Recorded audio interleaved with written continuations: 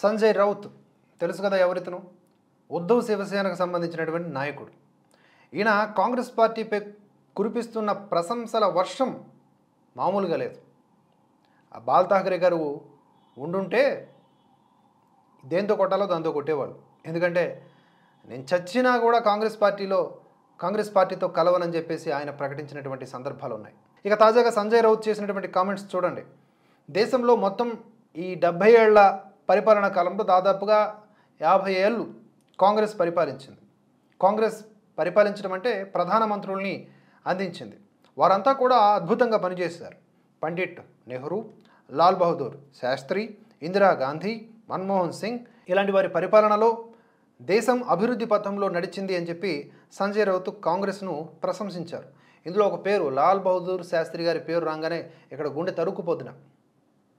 వారు ఎంత విశేషమైనటువంటి సేవలు అందించారు. అనుమానాస్పద స్థితిలో మరణించారు. దాని గురించి మనం గట్టిగా మాట్లాడుకోవచ్చు. వీళ్ళతో ఎందుకు కలుపుతున్నారండి? నెహ్రూ, లాల్ బహదూర్ శాస్త్రి, ఇందిరాగాంధీ, మన్మోహన్ సింగ్ ఎందుకు వీరి మధ్య వారిని కలపడం? అయితే వీరంతా కలిసి నిర్మించిన భారతదేశాన్నంట ప్రధాని మోదీ వేలం పెట్టారు అని, ప్రధాని పదవికి కూడా వేలం పాట ఉందా, దానికి కూడా మోదీ వేలం వేశారా అని తీవ్రంగా విమర్శించారు. 2024 లోక్సభ ఎన్నికల ఫలితాల తర్వాత మోదీ ఆయన పార్టీ అధికారంలో ఉండదు.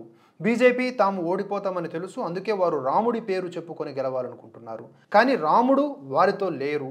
ఇది సంజయ్ రౌత్ చేసినటువంటి వ్యాఖ్యలు. ఎన్నికల తరువాత ప్రజల గురించి, ప్రజాస్వామ్య భవిష్యత్తు గురించి ఆలోచించే సమర్థుడైన వ్యక్తి ఈ దేశానికి నాయకుడు అవుతాడంట. ఎన్నికల తరువాత డిసైడ్ చేస్తారు. ముందు చెప్పడానికి ధైర్యం సరిపోదా? ఒకవేళ మీరు అధికారంలోకి వస్తే మీరు కొట్టుకోవడానికి కనీసం దశాబ్ద కాలం పట్టుద్ది. నా సీట్ అంటే నా సీట్ అని చెప్పేసి కుర్చీలట్ట ఆడుతారు మీరు. వీరు చేస్తారు పాలన, జనాలు చేస్తారు రోదన. సో ఓకే, పిఎం క్యాండిడేట్ విషయంలోనే క్లారిటీ లేదు. అంతేకాదు ఇంకొక క్లారిటీ కూడా, అక్కడ వెస్ట్ బెంగాల్లో అక్కడికి వెళ్ళి మమతా బెనర్జీతో ఫైట్ చేసుకుంటారు, కేరళలో వెళ్ళి కమ్యూనిస్ట్ పార్టీతో ఫైట్ చేసుకుంటారు. ఇదే కాంగ్రెస్ నాయకులు. ఇండి కూటమి వ్యవహారం చూడండి. వైనాడ్ కేంద్రంగా జరుగుతున్న సంఘర్షణ చూడండి. అక్కడ ఎవరెవరితో పోటీ చేస్తున్నారు? ఇండి కూటమి సభ్యులే పోటీ చేసుకుంటున్నారు కదా ఒకరి మీద ఒకరు. రాహుల్ గాంధీ. విచిత్రంగా ఉంటుంది వీరి వ్యవహారం. రాష్ట్రంలో ఒకలొల్లి, ఢిల్లీలో ఒకలొల్లి. దీనిని సంజయ్ రౌత్ ఉత్ప్రేక్ష అలంకారంతో చక్కగా అభివర్ణించి పొగట్టం మళ్ళీ. అయితే ఈ వ్యాఖ్యలు సంజయ్ రౌత్ ఎందుకు చేశారు అంటే, అమిత్ షా ఇటీవల మాట్లాడుతూ ఉద్ధవ్ ఠాకరే, సోనియా గాంధీ వీరిరువురు కూడా రాముడి యొక్క ప్రాణప్రతిష్ఠ కార్యక్రమానికి హాజరు కాకపోవడం ద్వారా శ్రీరాముణ్ణి అవమానించారు వారు అని చెప్పేసి ఆయన వ్యాఖ్యానించారు. దానికి కౌంటర్గా ఈ వ్యాఖ్యలు చేశారు. దానికి కౌంటర్గా చేసే వ్యాఖ్యలు ఇవా? కాంగ్రెస్ పార్టీని పొగడమా? అందుకే పార్టీ కూడా ఊడిపోయింది. దీనిపైన మీ ఒపీనియన్స్ని కామెంట్స్ రూపంలో తెలియజేయగలరు. జై హింద్, జై భారత్.